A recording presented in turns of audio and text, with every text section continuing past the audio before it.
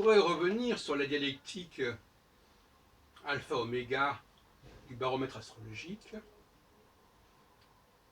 qu'il est important de bien comprendre. Comment passe-t-on d'alpha à oméga et d'oméga à alpha? Ça nous renvoie un peu à la problématique des 5 éléments chinois, où les choses s'enchaînent les unes dans les autres, où ce n'est pas simplement un compartimentage. Le métal, par exemple, en Chine, coupe le bois, etc. Alors, j'ai introduit récemment la notion d'amnésie et d'anamnèse, pour désigner respectivement oméga et alpha. Je voudrais développer cette ligne de recherche.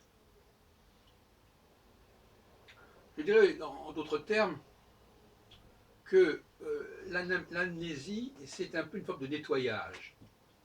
C'est-à-dire que l'on refoule, on évacue, on éjecte les choses qui nous parasitent, qui s'accrochent, qui s'agglutinent à nous. Alors que la phase alpha est une phase au contraire, et ça se conçoit, où justement nous allons nous aliéner d'une certaine façon. Nous allons nous laisser happer, embrigader, entraîner par les autres, au nom d'une dynamique collective, au nom d'un plein emploi, etc., etc. Et donc, les sociétés sont constamment embarquées, engagées dans cette dialectique qui est un peu complexe, puisqu'effectivement, il faut faire ce qu'on a défait et défaire ce qu'on a fait.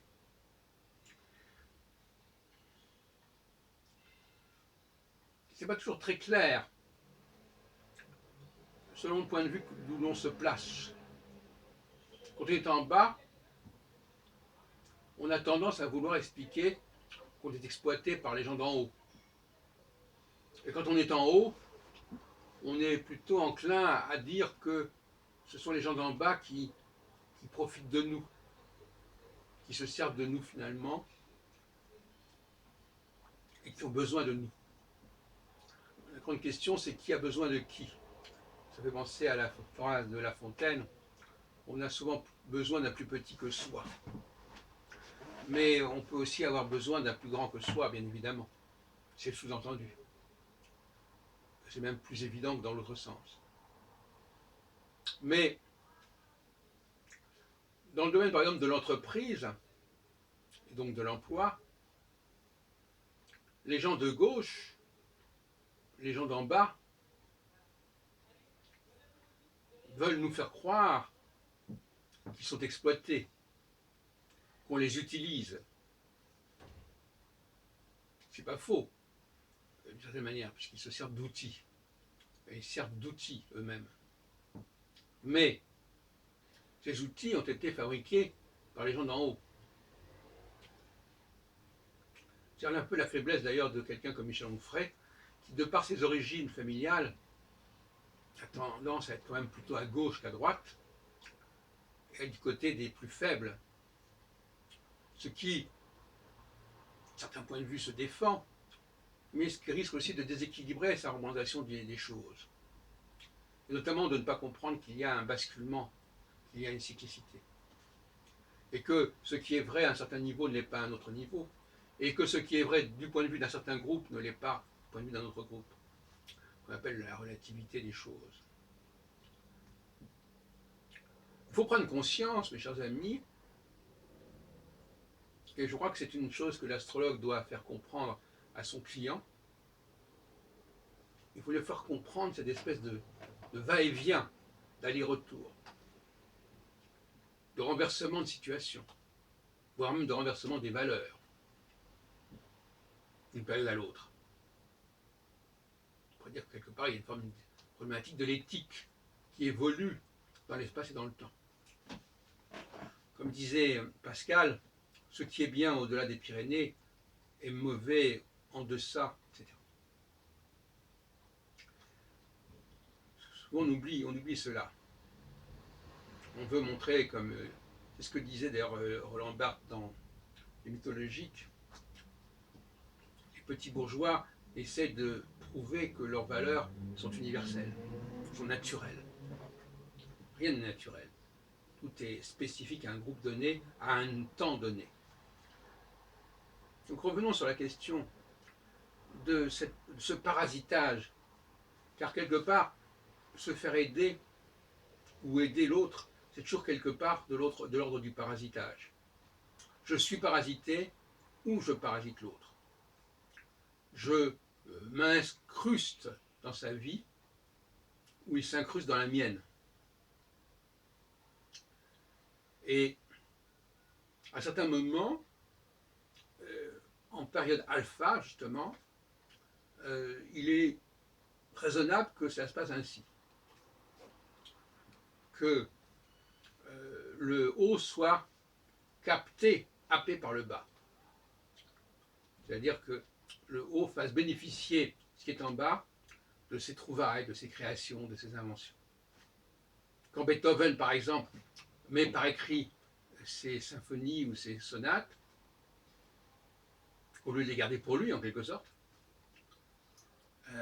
il aide un certain nombre d'interprètes, de musiciens à vivre et à avoir des choses à dire, à jouer. Un exemple parmi 100 000. Parce que là, pour moi, la sonate, la symphonie, c'est un outil créé par Beethoven et qui est utilisé par l'interprète, le pianiste, le violoniste, etc. Donc, socialement, il est prévu que, à certaines périodes, on fournisse au peuple de nouveaux outils qui vont lui permettre d'aller plus loin, de progresser. Outils objets, mais outils aussi intellectuels, des grilles de lecture, des schémas, des concepts, des paradigmes. Ça, ce sont des outils qui permettent de renouveler la pensée. Donc il y a une sorte de, un peu comme le Nil, il y a une sorte d'irrigation de l'en bas par le haut, comme de la pluie qui tomberait sur le sol et qui va le rafraîchir, qui va l'irriguer. Donc la phase alpha, c'est une phase de pluie. En haut, c'est-à-dire le monde d'en haut, non pas seulement les astres, mais les populations, les sociétés d'en haut, les classes d'en haut vont irriguer les classes d'en bas. Et à un autre moment, les classes d'en haut, si nous revoit déjà un petit peu à la dialectique des vaches maigres et des vaches grasses, on peut dire, les classes d'en haut, à un moment donné, vont vouloir cesser cet échange, ce commerce, et elles vont vouloir se débarrasser d'un boulet, se débarrasser, se délester. Et c'est la phase oméga. La phase oméga, qui souvent a été mal comprise. Prenons par exemple 1989. Certains vont dire, les gens d'en bas se sont débarrassés de la puissance impériale russe. Mais on peut dire l'inverse, tout aussi bien. On peut dire que la puissance impériale russe s'est débarrassée de ces satellites qui gravitaient autour d'elle.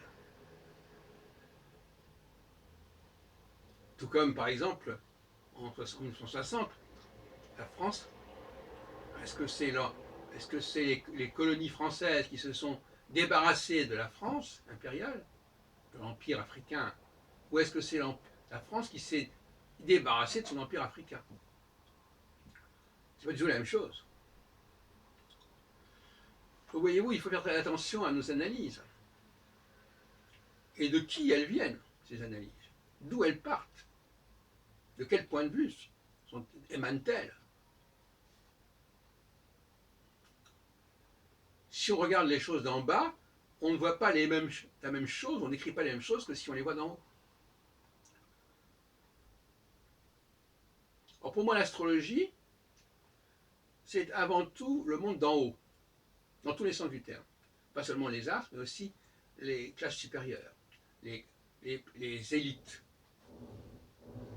ces élites, en phase alpha, vont irriguer le peuple, et en phase oméga, elles vont vouloir se recentrer, se ressourcer sur leurs propres valeurs, et ne plus avoir l'obligation, la charge, la mission d'employer les gens d'en bas.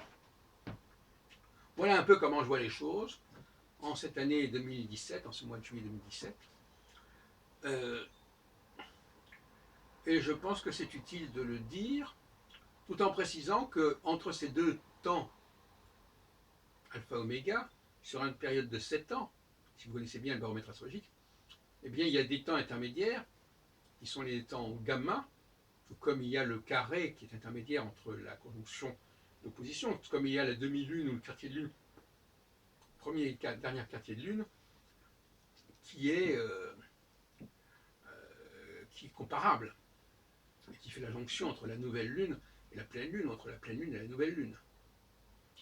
Et à ces moments-là, on est en phase de transition, c'est-à-dire que les choses commencent à sortir d'alpha pour aller vers oméga, ou bien commencent à sortir d'oméga pour aller vers alpha. Et donc là, la lecture est encore plus difficile à réaliser, puisque on est dans une situation intermédiaire, tout comme les équinoxes, par exemple, sont des situations intermédiaires entre les saisons solsticiales, ou tout comme le lever du jour et la tombée de la nuit sont des situations intermédiaires entre le midi et le minuit.